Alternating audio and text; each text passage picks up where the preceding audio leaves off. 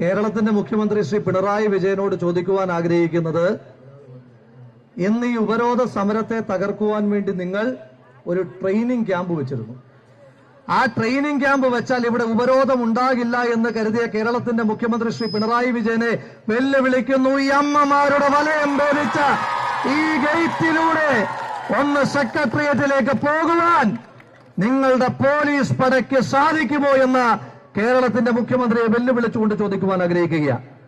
പ്രിയപ്പെട്ട മുഖ്യമന്ത്രി, നിങ്ങൾ ഇന്ന് വെച്ചത് പാലിയേറ്റീവ് ട്രെയിനിങ് ആണ്.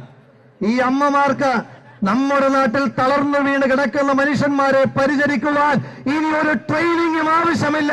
അതൊക്കെ ചെയ്ത് ശീലിച്ച ആളുകളാണ് ഇവിടെ ഇരിക്കുന്നത്. അതുകൊണ്ട് നിങ്ങൾ ഒരു ഇൻഡാസ് ഇറങ്ങിയാൽ പൊളിയുന്ന സമരങ്ങൾ നിങ്ങൾ ചെയ്തിട്ടുണ്ടാകും. പക്ഷേ അത് ചെയ്യുന്നവരല്ല ഈ അമ്മമാരെന്ന് നിങ്ങൾ ഓർക്കുന്നത് നന്നായിരിക്കും. മിസ്റ്റർ പിണറായി വിജയൻ, ശ്രീമതി വീണ ജോർജും അടക്കമുള്ള മന്ത്രിമാരോട് എനിക്ക് പറയാനായിട്ടുള്ളത്, ഈ ഇരിക്കുന്നത് അമ്മമാരാണ്. അമ്മമാരുടെ കണ്ണീര് വീഴ്ത്തിയവരാരും ഗതി പിടിച്ചിട്ടില്ല എന്നുള്ള ഓർമ്മ നിങ്ങൾക്കൊക്കെ ഉണ്ടാകണം.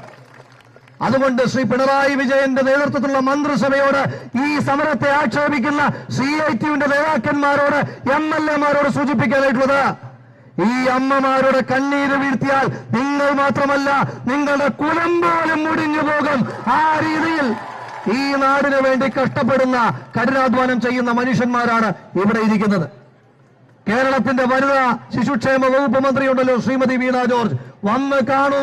ഈ സെക്രട്ടേറിയറ്റിന്റെ അങ്കണത്തിൽ അങ്കനവാടി അമ്മമാരും ആശാവർക്കർ അമ്മമാരും ഇവിടെ സമരം ചെയ്യുകയാണ്. ഈ എരിയുന്ന വെയിലിൽ, ഈ പൊരിയുന്ന ചൂടിൽ, ഈ ചുട്ടുപൊള്ളുന്ന റോഡിൽ, ഈ റോട്ടിൽ ഒരു ബ്രെഡിന്റെ കഷ്ടവും കഴിച്ചുകൊണ്ട് ഈ സമരം ചെയ്യുന്ന അമ്മമാരുടെ ആർജവം AC കാറിൽ കറങ്ങി നടക്കുന്ന ശ്രീമതി വീണ ജോർജിന് എത്ര ജന്മമെടുത്താലും കിട്ടില്ല. അതുകൊണ്ട് ആക്ഷേപിച്ചാൽ തകർന്നു പോകുന്നല്ലേ ഈ സമരം. ഈ വിഷയത്തിൽ കേരളത്തിന്റെ മുഖ്യമന്ത്രിയുടെ മുഖത്ത് നോക്കിയിട്ടാണ് ശ്രീ BC വിഷ്ണുനാഥ് പറഞ്ഞത്, മനുഷ്യനാകണമെന്ന് പാടിയാൽ പോലെ മനുഷ്യനാകുവാനുള്ള പ്രവർത്തനം നിങ്ങളുടെ ഭാഗത്തുനിന്നുണ്ടാകണമെന്ന്. അന്ന് അടിയന്തര പ്രമേയം അവതരിപ്പിക്കുമ്പോൾ ഒരു സിക്കിം വന്നു.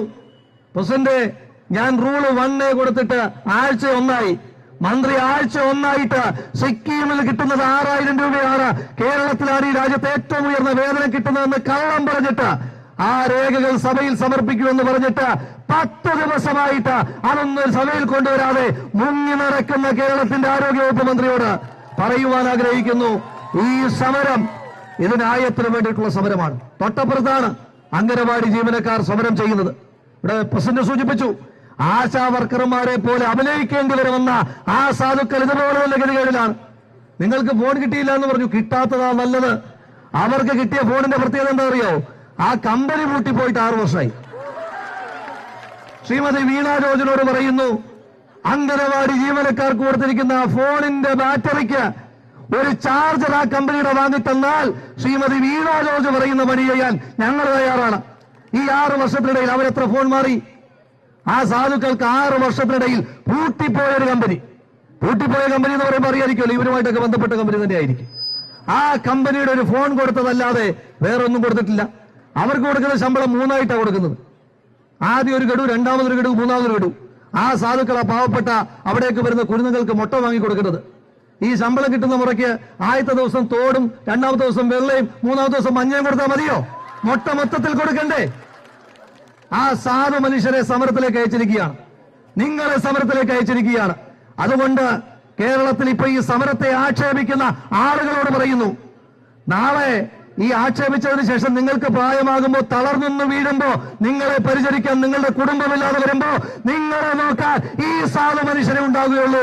അന്ന് നിങ്ങൾ പറഞ്ഞ അധിക്ഷേപത്തിന്റെ പേരിൽ നിങ്ങളെ ശുശ്രൂഷിക്കാതിരിക്കില്ല. ഇന്ന് ഈ സമരത്തെ പൊളിക്കാനായി നിങ്ങൾ നടത്തിയ ട്രെയിനിങ് ഇല്ലെങ്കിലും ഇവർക്ക് നന്നായി നിങ്ങളെ പരിചരിക്കാനുള്ള ധൈര്യം, ആർജവം ഈ നാട് നൽകിയിട്ടുണ്ട് എന്ന് മാത്രമാണ് സൂചിപ്പിക്കാനായിട്ടുള്ളത്. അതുകൊണ്ട് പ്രിയമുള്ളവരെ, ഈ സമരം അവസാനിക്കുകയല്ല. ഇപ്പൊ നമ്മുടെ ഈ കേരളത്തിൽ നിങ്ങൾ തുടങ്ങിയ സമരം, നിങ്ങളെ പറ്റി ഓർക്കുമ്പോ അഭിമാനമാണ്. നിങ്ങളുടെ നാവാണ് ഞാനെന്നാ പറഞ്ഞത്, എനിക്ക് അഭിമാനമാണ്. എന്റെ അമ്മമാരുടെ നാവാണ് ഞാനെന്ന് പറയാൻ എനിക്ക് അഭിമാനമാണ്. ഈ സമരം, കേരളത്തിൽ തുടങ്ങിയ ഈ സമരം ഇന്ന് ഈ രാജ്യത്താകമാനം കാട്ടുതീ പോലെ, കൊടുങ്കാറ്റ് പോലെ ആളിപ്പടർന്നിരിക്കുകയാണ്. ഈ രാജ്യത്തെ എല്ലാ സംസ്ഥാനങ്ങളിലെയും ആശാവർക്കർമാർ അവരുടെ അവകാശത്തിന് വേണ്ടി സമരം ചെയ്യുവാനുള്ള പ്രചോദനമായി, സമരം ചെയ്യുവാനുള്ള ആർജവമായി, ഊർജമായി നിങ്ങളുടെ ഈ സമരം മാറിയിട്ടുണ്ട്. അതുകൊണ്ട് ഈ സമരം നമുക്ക് ശമ്പളം കൂട്ടി കിട്ടാൻ വേണ്ടി മാത്രമുള്ള സമരമല്ല, ഈ രാജ്യത്തെ എല്ലാ ആശാവർക്കർമാരെയും തൊഴിലാളികളായി അംഗീകരിക്കുവാൻ വേണ്ടിയിട്ടുള്ള വലിയ സമരത്തിന്റെ കൊടുങ്കാറ്റിനാണ് നിങ്ങൾ തുടക്കം കുറിച്ചതെന്ന് മാത്രം പറഞ്ഞുകൊണ്ട് ഈ അമ്മമാരുടെ സമരം, ആ സമരത്തിന്റെ അവസാനം ഈ സമരത്തിന്റെ അവകാശത്തിലൂടെ അല്ലാതെ നമ്മൾ ഒരടി പോലും പിന്നോട്ടില്ല എന്ന് മാത്രം സൂചിപ്പിച്ചുകൊണ്ട് ഇന്ന് നമ്മൾ അധിക്ഷേപിക്കുന്ന ആളുകൾ, ഇന്ന് നമ്മളെ പുലഭ്യം പറയുന്ന ആളുകൾ, ആ ആളുകൾ നാളെ തെരഞ്ഞെടുപ്പുകളിൽ മത്സരിച്ച് ഇപ്പോൾ പ്രസിഡന്റ് പറഞ്ഞത് സെക്രട്ടേറിയറ്റിന്റെ മട്ടിപ്പാവിൽ നിന്ന് അവരെ താഴെ ഇറക്കുമെന്ന്. അവിടെ നിന്ന് മാത്രമല്ല, ആ നിയമസഭയിലെ ശീതീകരിച്ച മുറി പോലും അവർക്കില്ലാത്ത കാലത്തിന് 8 മാസത്തെ കാലാവധി മാത്രമേ ഉള്ളൂ എന്ന് മാത്രം സൂചിപ്പിച്ചുകൊണ്ട് ഈ ധർമ്മ സമരത്തിന് എല്ലാവിധമായ സമരാഭിവാദ്യങ്ങൾ അർപ്പിച്ചുകൊണ്ട് നിർത്തുന്നു.